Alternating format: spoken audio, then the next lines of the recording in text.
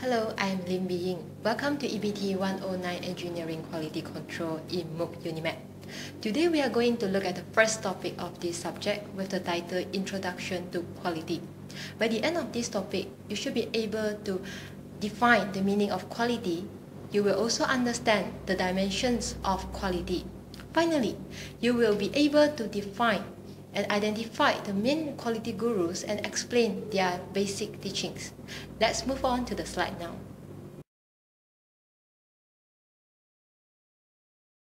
Quality is a word with multiple meanings.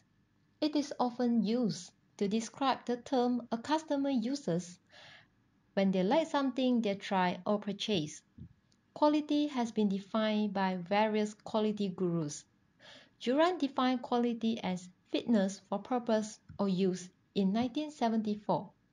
Crosby, in 1979, defined quality as conformance to requirement or specification. Deming defined quality as a predictable degree of uniformity and dependability at low cost and suited to the market. According to Motiboys, quality is synonymous with customer needs and expectation. Robinson defined quality as meeting the requirement of the customer now and in the future. British Defence Industry Quality Assurance Panels define quality simply as conformance to specification. At 1984, Garvin provides the discussion of 8 critical dimensions of product quality. The summarized key point concerning this dimension of quality is shown. The first dimension is performance, which refer to the primary operating characteristic of a product. In another word, when a product is put to use, will it do the intended job? For a printer, it will be traced like print clear documents and photos. It determines how well the product or service perform from customer's perspective. The second dimension of quality is feature. They are the secondary characteristic attached and supplements the primary function of a product. Generally, customers tend to purchase products that have more features. For example, the camera with high resolution is one of the features in a handphone. Reliability is the third dimension of quality. It is the consistency of performance over time. It talks about how often the product can fail within a stipulated time. The higher reliability indicates that lesser chance of repair or replacement. Next, conformance is another dimension of quality. It is the degree to which a product's design meeting the specification of industry standards. We can ask this question: is the product or service made exactly as the designer or standard intended? The fifth dimension of quality is durability, a measure of product useful life. In another word, how long can the product last? This is the effective life of the product or longevity before it is declared as unfit for use. For example, after how many hours of use, the filament in a light bulb will burn out and the bulb must be replaced. Repair is not possible after this phase of life. Serviceability is all about the resolution of problems and complaints or ease of repair. How easy to repair the product or to solve the problem in service will influence the customer's view on quality. The final two dimensions of quality are very subjective. Aesthetic is a sensory characteristic of a product. How appealing does the product look like? What does product smell or sound? How does the service feel like?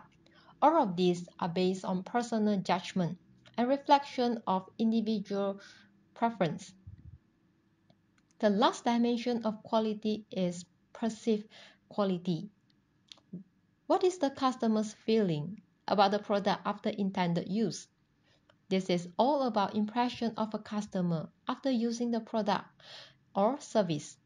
For example, If you buy a laptop which always breaks down with no reason and the battery does not last long, you will probably not buy the laptop from this company again.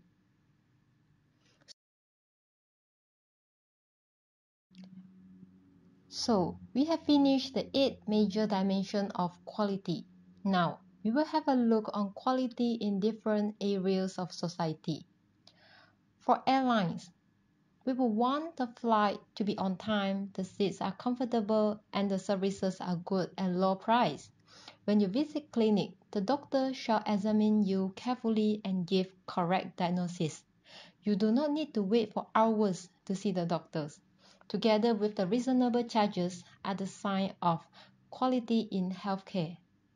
For food services, we always want good product with fast delivery. If we dine in a restaurant, we will prefer a good and clean environment. In terms of communication, a clearer, faster, cheaper service is always demanded by the user.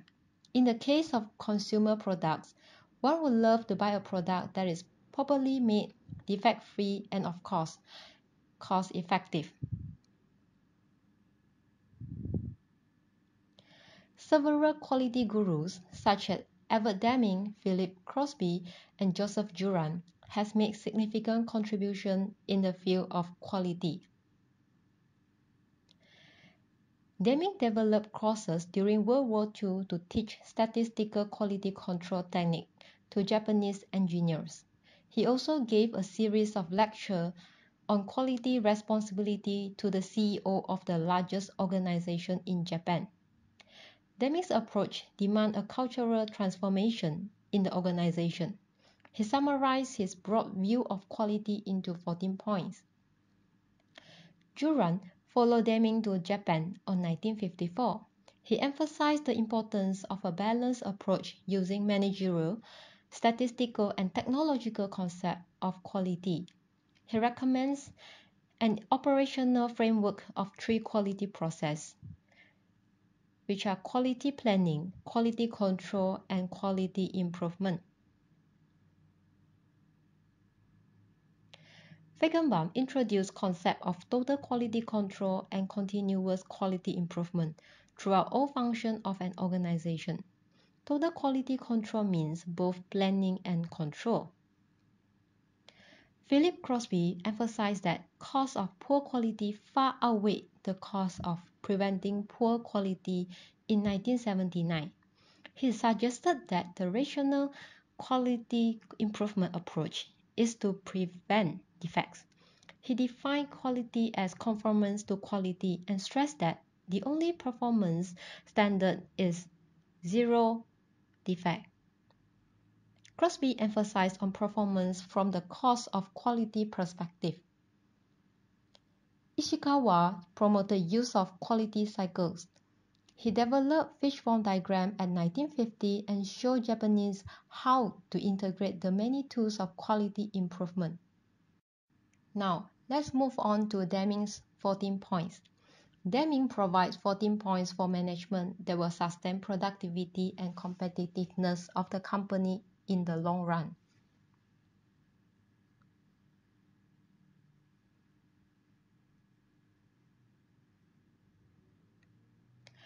These 14 points rest on a system of profound knowledge that has 4 parts. The system approach, understanding of statistical variation, the nature and scope of knowledge, and psychology to understand human behavior. Deming's 14 point for management provide a roadmap for continuous quality improvement. Finally, we will have a look at Deming wheel or PDCA cycle. This is a continuous cycle of process improvement that comprises 4 stages, which are plan, do, check, and act. First, we identify problem and develop plan for improvement.